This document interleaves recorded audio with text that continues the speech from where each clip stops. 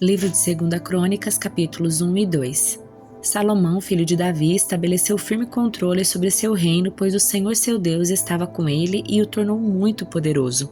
Salomão convocou todas as autoridades de Israel, os generais e capitães do exército, os juízes e todos os líderes e chefes dos clãs. Então conduziu toda a comunidade ao lugar de culto em Gibeon, pois ali ficava a tenda do encontro. Essa era a tenda que Moisés, servo do Senhor, havia feito no deserto. Davi tinha transportado a arca de Deus de Quiriate-Jearim para a tenda que ele havia preparado para ela em Jerusalém. Mas o altar de bronze feito por Bezalel, filho de Uri e neto de Ur, ainda estava ali em Gibeão, em frente ao tabernáculo do Senhor.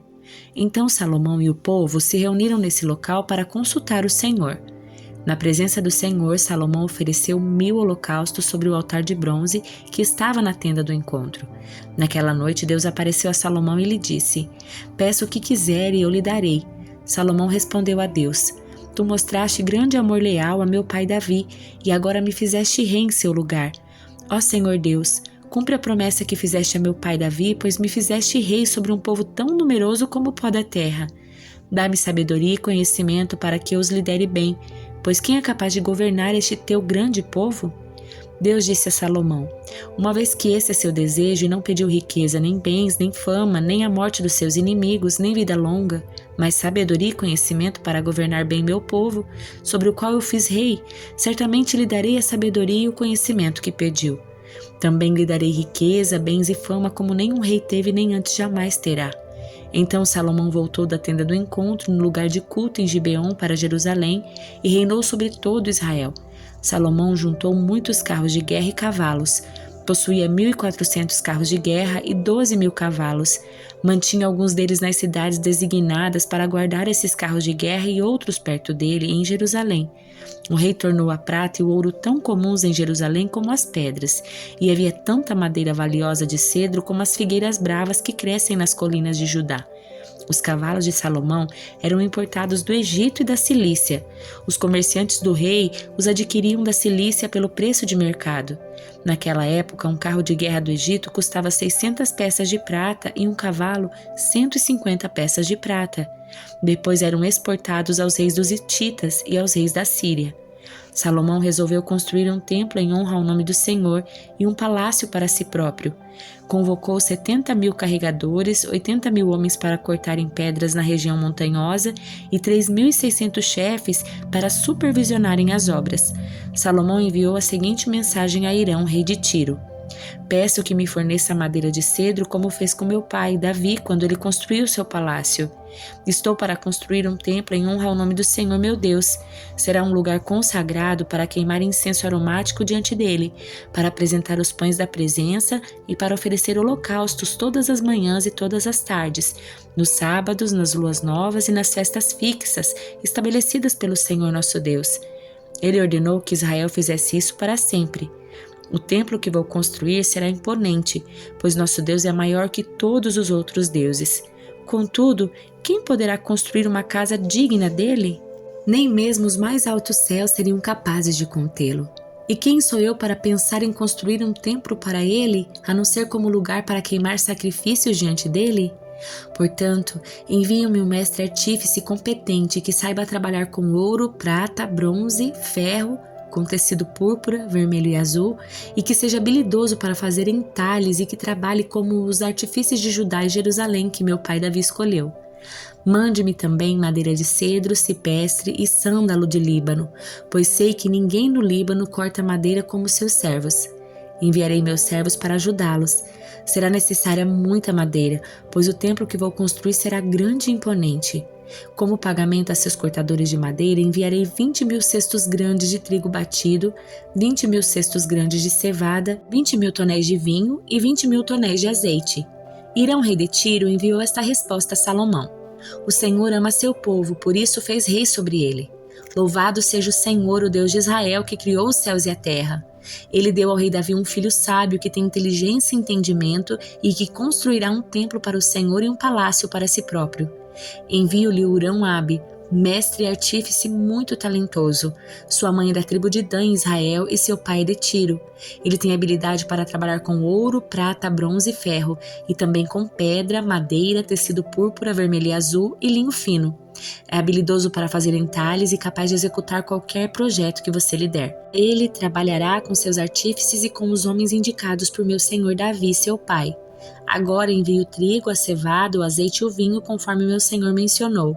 Cortaremos toda a madeira necessária das montanhas do Líbano, colocaremos as toras em balsas e as faremos flutuar ao longo da costa do mar Mediterrâneo até Jope. Dali você as transportará até Jerusalém. Salomão fez um censo de todos os estrangeiros na terra de Israel, como o censo que seu pai Davi havia feito, e descobriu que eram 153.600. Designou 70.000 deles como carregadores, 80.000 como cortadores de pedra na região montanhosa e 3.600 como chefes para supervisionarem a obra. Salmo de número 94. Ó Senhor, Deus da vingança, ó Deus da vingança, manifesta teu esplendor. Levanta-te, ó juiz da terra, dá aos orgulhosos o que merecem. Até quando, Senhor? Até quando os perversos se alegrarão das suas maldades? Até quando falarão com arrogância? Até quando os que praticam o mal contarão vantagens? Esmagam o teu povo, Senhor, oprimem os que pertencem a ti, matam viúvas e estrangeiros e assassinam órfãos. O Senhor não vê, dizem eles. O Deus de Israel não se importa. Pensem melhor, tolos. Quando vocês, insensatos, entenderão? Acaso é surdo aquele que tem ouvidos? É cego aquele que formou os olhos? Aquele que castiga as nações não os castigará? Aquele que tudo sabe não sabe o que vocês fazem? O Senhor conhece os pensamentos de cada um, sabe que nada valem. Feliz é aquele a quem disciplina, Senhor, aquele a quem ensinas tua lei. Tu lhes dás alívio em tempos de aflição, até que se abra uma cova para os perversos. Pois o Senhor não rejeitará seu povo, não abandonará os que lhe pertencem. Os julgamentos voltarão a se basear na justiça, e os de coração íntegro o buscarão. Quem me protegerá dos perversos? Quem me defenderá dos que praticam o mal? Se o Senhor não tivesse me ajudado, eu já estaria no silêncio do túmulo. Gritei, estou caindo, mas o teu amor, Senhor, me sustentou. Quando minha mente estava cheia de dúvidas, teu consolo me deu esperança e ânimo.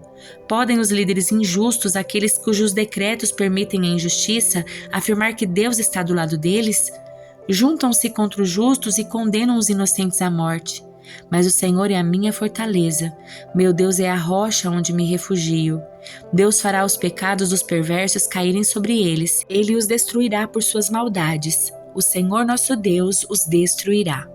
Primeira carta aos Tessalonicenses, capítulo 4.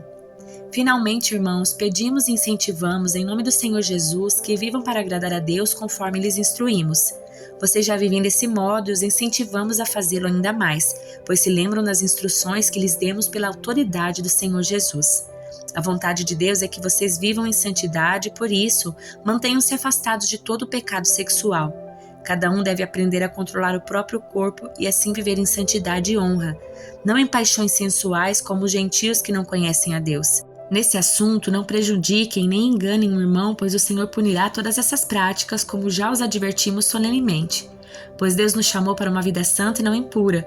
Portanto, quem se recusa a viver de acordo com essas regras não desobedece a ensinamentos humanos, mas rejeita a Deus que lhes dá seu Espírito Santo. Não precisamos lhes escrever sobre a importância do amor fraternal, pois o próprio Deus os ensinou a amarem uns aos outros. De fato, vocês já demonstram amor por todos os irmãos em toda a Macedônia.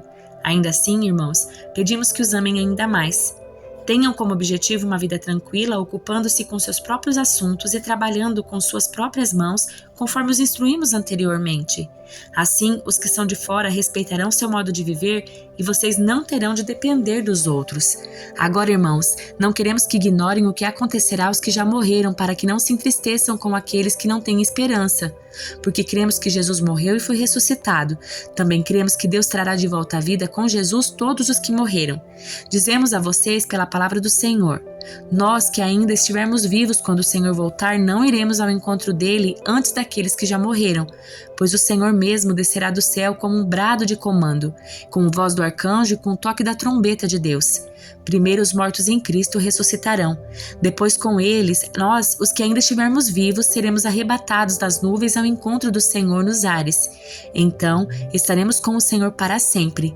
Portanto, animem uns aos outros com estas palavras.